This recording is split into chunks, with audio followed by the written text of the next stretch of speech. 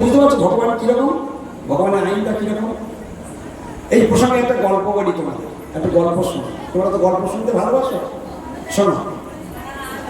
একদিন আজকে যেমন এই শিব মন্দিরে প্রাঙ্গণে পাঠ হচ্ছে, সাধুরা এসেছে গৌরী মিশন থেকে। সাধুরা কোথা থেকে এসেছে? হেড অফিস হচ্ছে কলকাতা বাগবাজার গৌরী মঠ, মনে থাকবে? কোথা থেকে এসেছি আমরা? গৌরী মঠ, গৌরী মিশন থেকে আমরা এসেছি। আমাদের গুরুদেব আমাদের পাঠিয়েছে, যাও বীরভূমে প্রচার করো। তো আমার গুরুদেব কত দয়ালু একটু শুধু বুঝে নিন। গুরুদেব পাঠিয়েছে যে আমরা হরিকথা শুনছে না, একটু হরিকথা শুনিয়ে দিয়েছ। সাধু কত দয়া, বুঝতে পারছেন? তা চলুন, এক সাধু এক মন্দিরে ভাগবত কথা বলছে। এক সাধু এক মন্দিরে ভাগবত কথা বলছে, আর সাধু খুব সুন্দর ভাগবত কথা বলে। আর প্রতিদিন এইরকম শিব মন্দির প্রাঙ্গণে আপনাদের মতো সব বহু ভক্ত চলে আসে প্রতিদিন পাঠ শোনার জন্য। সন্ধ্যাবেলা সবাই চলে আসে। একদিন সাধু পাঠ করছে, খুব মন দিয়ে শুনবেন, খুব ইন্টারেস্টিং গল্প। সাধু পাঠ করছে, বলছে ভগবান যার কপালে যেদিন আহার লিখে রেখেছে সেদিন তার জুটবে, আর ভগবান যদি আহার লিখে না রাখে তাহলে সেদিন তার জুটবে না। যার কপালে ভগবান আহার লিখে রেখেছে, সাধু পাঠ করছে, শুনে রাখো, যার কপালে আহার লেখা আছে সে যেখানেই থাক না কেন তার আহার জুটবেই জুটবে। আর যদি লেখা না থাকে তার কপালে জুটবেই না। যখন এই কথাটি বললেন, খুব মন দিয়ে শুনবে, এই ওদিকে তাকাবেন, আমাদিকে তাকাবেন। কি বলেছে সাধু, কি পাঠ করেছে মনে থাকবে? যার কপালে অন্ন লেখা আছে সে যেখানেই থাক না কেন তার অন্ন জুটবেই জুটবে। যার কপালে অন্ন লেখা থাক না কেন অন্যের পাহাড়ে থাকলেও সে খেতে পারবে না। এই সাধু যখন এই পাঠটা করেছে, ওই সময় ওই রাস্তা দিয়ে একটা ছেলে যাচ্ছে, ইয়ং ছেলে। ইয়ং ছেলেরা সবসময় টেরা টেরা ভাব হয়, ভগবানকে সহজে বিশ্বাস করতে চায়। হাতে অ্যান্ড্রয়েড মোবাইল, বিজ্ঞানের যুগ, দুকলম লেখাপড়া শিখেছে, ল্যাজ লম্বা হয়ে গিয়েছে, ভগবানকে ডোন্ট কেয়ার দেখাতে শিখে গিয়েছে আজকালকার ছেলেগুলো। বুঝতে পারছো? ভগবানকে আর ডোন্ট কেয়ার দেখায়। এখন ছেলেটা যেতে যেতে হঠাৎ মনে করলো, এই যত সাধুদের গুজরুকি, ঠিক আছে ভগবান খায়, ভগবান সকল খাওয়ায়, ঠিক আছে আমি কালকের খাবো না। কি প্রতিজ্ঞা করছে? গল্প শুনছো? ছেলেটা কি প্রতিজ্ঞা করলো? কালকে আমি, সবাই বলো, কালকে আমি খাবো না। কালকে আমি, তাহলে কালকে তোমরা কেউ খাবে না তো? এই যে তোমরা বললে কালকে আমি খাবো না, এক্ষুনি বললে না কালকে আমি, আর বলবে না। তো শোনো, এখন কি ঘটনা ঘটলো? ছেলেটা প্রতিজ্ঞা করলো, এই সাধুরা বুজরুকি গল্প কেন এত করে, কালকে দেখবো আমি কালকের খাবই না, ভগবান কি করে খাওয়ায় আমি দেখব। কে প্রতিজ্ঞা করলো? ছেলেটা প্রতিজ্ঞা করলো। হ্যাঁ শুনছো? ছেলেটা কি প্রতিজ্ঞা করলো? কালকে আমি খাবো না, ভগবান কি করে খাওয়ায় আমি দেখব। চিন্তা করছে, বাড়িতে থাকলে তো মা বারবার খেতে বলবে, বাড়িতে থাকলে মা ডাকবে, রান্না হয়ে গেলেই ডাকবে না, কালকের বাড়িতেও থাকবে, বারবার মা তো ডাকবে। আর আমি যে প্রতিজ্ঞা করেছি কথা আমি কাউকে বলবো না। আমার প্রতিজ্ঞা, দেখবো ভগবান কি করে খাওয়ায় আমি দেখবো। হ্যাঁ বলে তোমার চিন্তা করছে রাত্রের মধ্যে, না কালকে আমি গভীর জঙ্গলে চলে যাব, গভীর জঙ্গলে চলে যাব, যেখানে কোনো জনসমাগম থাকবে না, কাক পক্ষী থাকবে, কিন্তু আমার কাছে অন্ন পৌঁছাতে পারবে না, বা কি করে ভগবান আমার খাওয়ায় দেখব বলে একদম গভীর জঙ্গলে চলে গিয়েছে। সেখানে গিয়ে জঙ্গলের মধ্যে গিয়ে দেখো হঠাৎ একটা জায়গা খুব সুন্দর, সব জায়গায় জঙ্গলে পাতা টাতা কত কি নোংরা পড়ে রয়েছে। একটা বট গাছ দেখছে গভীর জঙ্গলে, আর সেই জায়গাটা বট গাছের চারিদিকটা বেশ পরিষ্কার পরিচ্ছন্ন। তুমি বলি বট গাছটা এত জঙ্গলে এখানে পরিষ্কার পরিচ্ছন্ন, ঠিক আছে এই বট গাছের উপরে উঠে আর বসে থাকে। গভীর জঙ্গল, বাঘ ভাল্লুক এসে যেতে পারে। হ্যাঁ ওই বলতে বলতেই বাঘের গর্জন শুনে তাড়াতাড়ি ভয়ে গাছের উপর উঠে গিয়েছে। গাছের উপর যখন উঠে গিয়েছে ও তখন এবারে যত বেলা বাড়ছে ও তখন ক্ষুধা লাগছে কিন্তু কোথায় পাবে? কি খাবে না, আজকে খাবোই না। এদিকে কি হয়েছে, হঠাৎ গাছের উপরে বসে আছে, কিছুক্ষণ বাদে কিছু লোক পিকনিক করবার জন্য ওই গাছতলায় এসে রান্না বান্না শুরু করে, বুঝলেন? বেদম রান্না করা করছে, আর রান্নার সেন্ট যা বের হচ্ছে, সব কোন দিকে উঠছে? উপরের দিকে উঠছে। আর ও কোথায় বসে আছে? সেন্টে ওর পেট ভরে যাচ্ছে। না বাবা, আজকে খাবো না। কি বলেছে? আজকে আমি খাবো না। দেখি ভগবান কি করে খাওয়ায় বলে এইভাবে ওরা রান্না বান্না সব এক একটা করে করছে, আর পাত্রে সব ঢেলে ঢেলে রাখছে, আর কি সুন্দর ওপর থেকেও দেখছে। যত ক্ষুধা লাগছে নজরটা তত নিচের দিকে যাচ্ছে, আর তত জিভ থেকে জল আসছে। না, আজকে খাবো না, প্রতিজ্ঞা করেছে আজকে খাবো না। এইভাবে রান্না বান্না সব রেডি হয়ে গিয়েছে। যখন রেডি হয়ে গিয়েছে তখন এইবারে হঠাৎ একটা বাঘের গর্জন শুনে যারা রান্না বান্না করছিল সব কমপ্লিট হয়ে গেছে, এবার খাওয়া দাওয়া হবে, পরিবেশন হবে, শুনেই মাত্র সঙ্গে সঙ্গে তারা সব প্রাণ হয়ে সব কটা ওই যন্ত্র মানে সমস্ত রান্না বান্না জিনিসপত্র সব ফেলে রেখে চলে গেল, পালিয়ে গেল। কোথায় পালালো? জঙ্গল ছেড়ে পালিয়ে গেল ভয়ে। হ্যাঁ, ওদের দেখলেই তো ভাই করবো, এরা এলো পিকনিক করবার জন্য, আনন্দ করলো, রান্না বান্না করলো, কিন্তু বাঘের ভয়ে পালিয়ে গেল। অন্যগুলো কি হবে? আমার তো খুব ক্ষুধা লেগেছে, বুঝলে কি না? তা মনে করছি ভাবে নিচে যাই, কেউ তো নেই, আর কেউ তো দেখতে পাচ্ছে না। না খাবো না, আজকে প্রতিজ্ঞা করেছি কি করে ভগবান আমার খাওয়াই দেয়, খাবোই না আমি। কে প্রতিজ্ঞা করেছে? খাবো না। ওরা তো ওদিকে ওর ক্ষুধা লেগেছে, ওই রকম অবস্থার মধ্যে আছে, ক্ষুধাও লেগেছে। হ্যাঁ, নিচে সবগুলো একদম পুরো ভয়পূর্ণ অবস্থায় আছে। শেষমেশ হঠাৎ দেখা গেল একটু বেলা যখন হলো, খটাঘাট খটাঘাট খটাঘাট খটাঘাট করে ঘোড়া পায়ের আওয়াজ শোনা যাচ্ছে। তখন কি একটা আওয়াজ হচ্ছে, করতে করতে হঠাৎ 20-25টা ঘোড়ার পিঠে 20-25টা টাকা এসে ওই বট গাছ তলায় এলো। আমি কোথায় এসেছি? আজকের কথা আমার জীবনটাই চলে যাবে।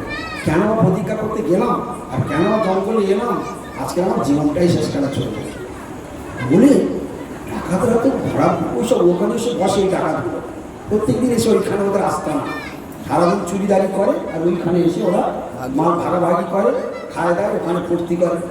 ওরা ওদের জায়গায় এখানে এত অন্যকে ও, আর সকলের খুব ক্ষুধা লেগেছে। তখন সর্দার চিন্তা করছে, ডাকাত দ্বারা সর্দার করছে, খবরদার এই অন্ন তোরা কেউ খাবি না। আমরা চুরি করি বলে, আমরা ডাকাতি করি বলে নিশ্চয়ই প্রাণ করে কোনো গ্রামবাসীরা এই রান্না করে এতে বীজ মাখিয়ে আর রেখে গিয়েছে আমাদেরকে মারবার জন্য। হরে কৃষ্ণ। এই শুনছ কি হলো? ডাকাত দ্বারা সর্দার কি বললো? এই বীজ মাখিয়ে রেখে গেছে গ্রামের মানুষরা প্রাণ করে, আমরা তো সব চুরি করি।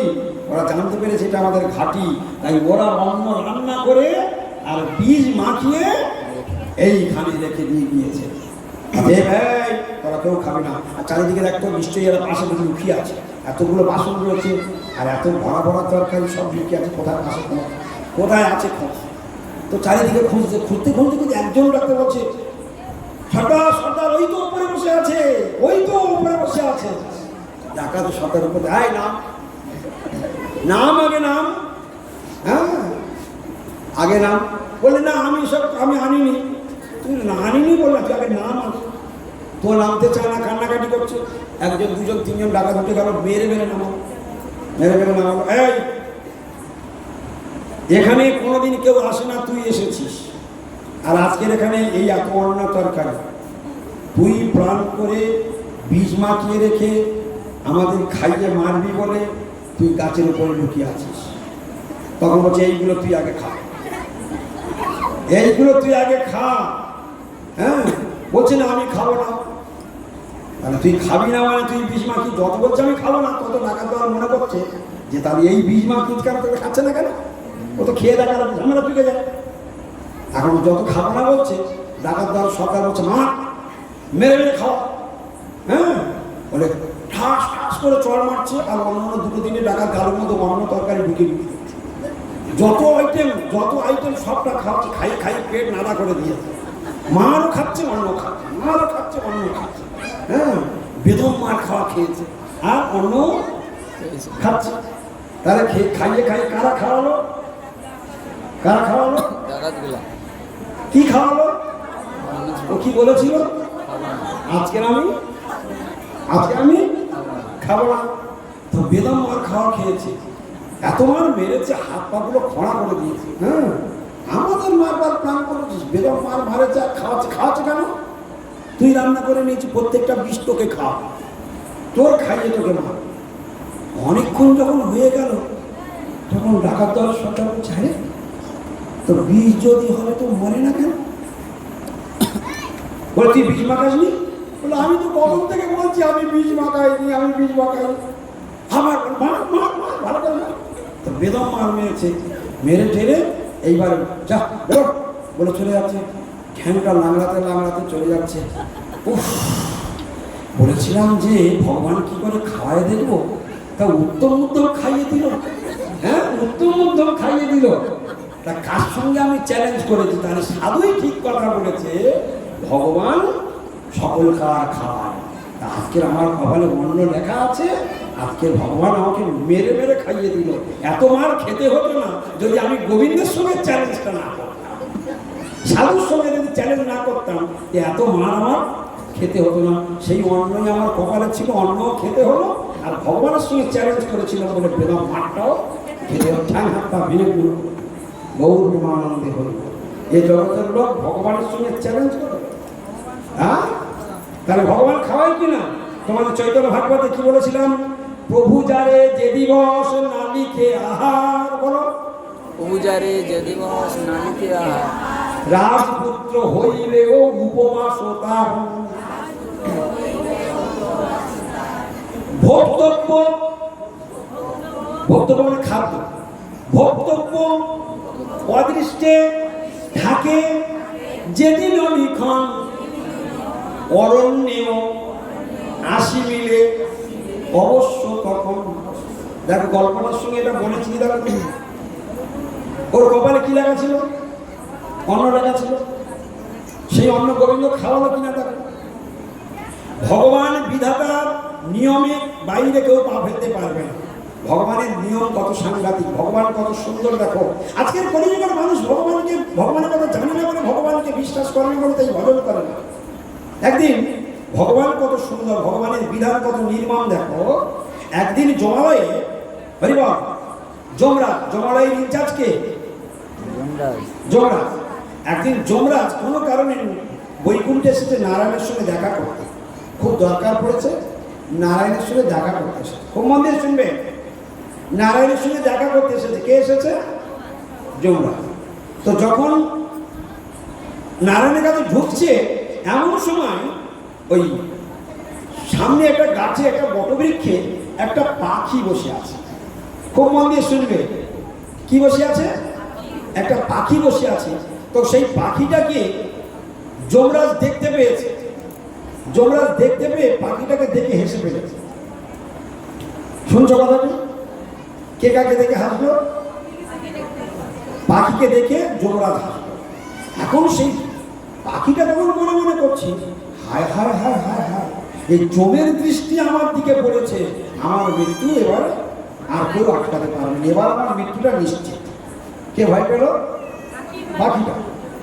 তো যমরাজ ঢুকছে আর গরুরজি বেরিয়ে আসছে। যমরাজ হেসে হেসে ঢুকে গেল, পাখিকে দেখে হেসে হেসে ঢুকে গেল। আর যমরাজ গরুরজি বেরিয়ে আসছে। গরুরকে দেখে তখন পাখিটি বলছে, আপনি দয়া করে আমাকে বাঁচান, আপনি আমাকে বাঁচান, আপনি আমাকে বাঁচান, আপনি আমাকে বাঁচান। তখন বলছে কেন, কি হয়েছে? কি হয়েছে? বলছি এই মাত্র যমরাজ গেল, আমি দেখেছি। বলে হ্যাঁ দেখলাম, তো ঢুকলো তো। তো বলছি উনি আমার দিকে তাকিয়ে হেসে হেসে গেল, আমার মৃত্যু নিশ্চিত, আপনি আমাকে তাড়াতাড়ি বাঁচান, যে কোনো মূল্যে আপনি আমাকে বাঁচান। তখন গরু বলছে ঠিক আছে, তুমি যখন আমার শরণাপন্ন হয়েছ আমি তোমাকে রক্ষা করব বলে তৎক্ষণাৎ গরুরজি কি করলো, ওই পাখিটাকে নিয়ে 7 সমুদ্রের পার হয়ে একটা দ্বীপ আছে, দ্বীপের উপরে একটা বটবৃক্ষে তাকে রেখে আসলো। দেখে কুইক চলে এসেছে। কে রাখতে গেল? পাখিটাকে নিয়ে কোথায় চলে গেল? 7 সমুদ্র পার হয়ে একটা দ্বীপে একটা বটবৃক্ষের উপরে তাকে রেখে চলে আসলো। চলে এসে এবার যে স্থান থেকে গিয়েছে গরু সেইখানে এসে গিয়েছে। এখন ওখানে কি হয়েছে, যমরাজ বেরোচ্ছে আর গরুর জি ঢুকছে। যমরাজ আবার গরুর দিকে তাকিয়ে যমরাজ শেষে ফেলেছে। গুরুতর মনে মনে কি বললো, সর্বনাশ। পাখির দিকে তাকিয়ে হেসেছে, পাখির তো মৃত্যু, তা তো আমি বাঁচিয়ে দিলাম, তা আমার দিকে কেন হাসলো? তাহলে আমার নিশ্চয়ই কোনো অসুবিধা আছে। এখন যমরাজকে ধরে শুনুন, আপনি আমাকে দেখে হাসবেন কেন? কে বলছে? গরু কাকে ধরেছে? কারণ এর আগে একটা ঘটনা ঘটেছে, ওনাকে দেখে এসেছে, পাখি ভয় হয়ে গেছে। এবার ওনাকে দেখে হেসেছে, তো বলছে আপনি আমাদেরকে হাসলেন কেন? বলে হাসলাম কেন এখন তো শুনবো। বলে হ্যাঁ বলতে হবে, কেন আপনি আমার দিকে হাসলেন? বলছে তোমার দিকে হাসলাম এই কারণে, তুমি একটু আগে এই পাখিটাকে নিয়ে 7 সমুদ্রের 13 নদী পার হয়ে কি দ্বীপের মাঝখানে যমরাজ তখন দেখতে এসেছিল। ও তো ঢোকার সময় শুধু ক্রসিং হয়েছে, আবার ফের বেরোবার সময় ক্রসিং হয়েছে। তখন বলছে তুমি একটা পাখিকে নিয়ে তো 7 সমুদ্র পার হয়ে বটবৃক্ষে রেখে আসো, দেখে এসেছি কিনা বলো? বলে হ্যাঁ, ওই জন্য তোমাকে দেখে হাসো। বলে কেন? তুমি তাকে রেখে এসেছিলে কি জন্য, বাঁচাবার জন্য না মারবার জন্য? বলে বাঁচাবার জন্য। তো বাঁচাবার জন্য তার মৃত্যু হয়ে গিয়েছে। আমি কেন? তাহলে তুমি পাখির থেকে কেন হেসেছিলে? বলছে আমি ভগবানের কাছে যাচ্ছি, 2 মিনিট পরে ওই পাখিটার মৃত্যু আছে, এখন ওই বটবৃক্ষে বৈকুণ্ঠে এখানে বসে আছে, ওর কি করে মৃত্যু হবে? হরে কৃষ্ণ। তো কি করে ওর মৃত্যু হবে? 2 মিনিটের মধ্যে এখন ওর মৃত্যু আছে, তো কি করে হবে? আর সেই অসম্ভবটা তুমি গিয়ে সম্ভব করে সেই 2 মিনিটের মধ্যে সেই বটবৃক্ষে রেখে আসলে। ওই বটবৃক্ষে একটা সর্প ওকে ভক্ষণ করার কথা ছিল, তুমি রেখে আসার সঙ্গে সঙ্গে সেই সর্পটাকে ভক্ষণ করেই নিয়েছে। এই জন্য তোমাকে দেখে আমার হাসি করে। ভগবানের বিধান কিরকম বুঝতে পারবে কিছু? হ্যাঁ, তাহলে আমাদের কপালে যা লেখা আছে তা ঘটবেই। কিছু বোঝা গেল কথাটি? ভগবান বিধানকে কখনো কেউ আমরা লঙ্ঘন করতে পারবো না। তাই জাতস্বহি ধ্রুব মৃত্যু ধ্রুবং জন্ম মৃতস্য চ। জন্ম যার হয়েছে মৃত্যু তার অবধারিত, আর মৃত্যু যার হয়েছে জন্ম তার অবধারিত। তাই জীবনে যে কদিন দেহে প্রাণ আছে সেই কদিন জান জড়িয়ে কি করতে হবে? ভগবানের সেবা করতে হবে, একাদশী ব্রত করতে হবে, তুলসীর মালা একটা করতে হবে, কপালে তিলক করতে হবে, সদ্গুরু চরণাশ্রিত হয়ে সাত্বিক আহার গ্রহণ করে ভগবানের ভোগ লাগিয়ে প্রসাদ পেতে হবে। এর নাম জীবন, এর নাম বাঁচা। এটা কেন করব? স্বয়ং ভগবান কৃষ্ণ তো গৌরাঙ্গ মহাপ্রভু রূপে আবির্ভূত হয়ে ভক্ত সেজে আচরণ করে ভগবানের চাঁচর চিকুর কেশ মন্ডন করে তিনি স্বয়ং জগতের গুরু হয়ে তিনি গুরু আশ্রয় করে তিনি আচরণ করে দেখিয়েছেন। তাহলে বৈষ্ণব ধর্ম কে শিখিয়েছেন? স্বয়ং ভগবান কৃষ্ণ। তাহলে কৃষ্ণ স্বয়ং ভগবান কিভাবে আরাধনা করতে হবে তিনি শেখালেন। অথচ আমরা সমাজের মানুষ সেই ভগবানকে ফলো না করে আমরা যেটা ইচ্ছা মতো স্বেচ্ছা মতো জীবনযাপন করছি, সংসার করছি। এই সংসারে কি আমাকে বাঁচাতে পারবে? আমাকে বলতে হবে। তাহলে এখানে আপনার ভরা সংসার, ছেলে মেয়ে, আত্মীয় স্বজন, বন্ধু বান্ধব, ঘর বাড়ি সাজানো বাগান, এখান থেকে আপনার মৃত্যু হয়ে যাবে। ভগবান এখান থেকে ব্যাটারিটা খুলে নেবে। আর পরের জন্মে যদি কর্ম খারাপ হয়, যদি আমার একটা ছাগলের শরীরে আমার আত্মা প্রবেশ করিয়ে দেয়, তাহলে সেখানে আমার কী করে সংসার করতে হবে? এখন হচ্ছে মানুষের সংসার, আর এর পরের জন্য আত্মা যদি ছাগলের শরীরে প্রবেশ করে তাহলে কি সংসার হবে? ছাগলের সংসার। তারপরে যদি ইঁদুরের শরীর ঢুকিয়ে তাহলে কিসের সংসার হবে? ইঁদুরের সংসার। তারপর যদি টিকটিকের শরীর ঢুকিয়ে দেয়, টিকটিকির সংসার। তাহলে তুমি যে হাতিয়া গ্রামে তোমার বাড়ি ছিল, তোমার স্বামী ছিল, তোমার সন্তান ছিল, তোমার জমি জমা ছিল, তুমি জানতে পারবে তো? ভগবানের নাম দুটো দুটো কাহিনী শোনালাম। এই দুটো কাহিনী এতক্ষণ আমি কেন শোনালাম? যে ভগবান যার কপালে যেটা লিখে রেখেছে সেটা ঘটবেই ঘটবে। যেমন ওই লোকটার ওই যুবকটার ভাগ্যে ঘটলো, আর যেমন এই পাখিটার ভাগ্যে ঘটলো। তাহলে ভগবানের বিধান বড় নির্মম। যা কিছু আমাদের কপালে লেখা আছে সেই ফল আমাকে ভোগ করতেই হবে। এই কর্মফল খণ্ডন কেউ করতে পারবে না। কিন্তু এই সমস্ত কর্মফল সব খণ্ডন হবে যদি আমরা ভগবানের চরণে শরণাগত হয়ে যদি আমরা ভজন করতে পারি, তাহলে এই কর্মফল খণ্ডন হবে। হরে কৃষ্ণ। কথা বলুন না।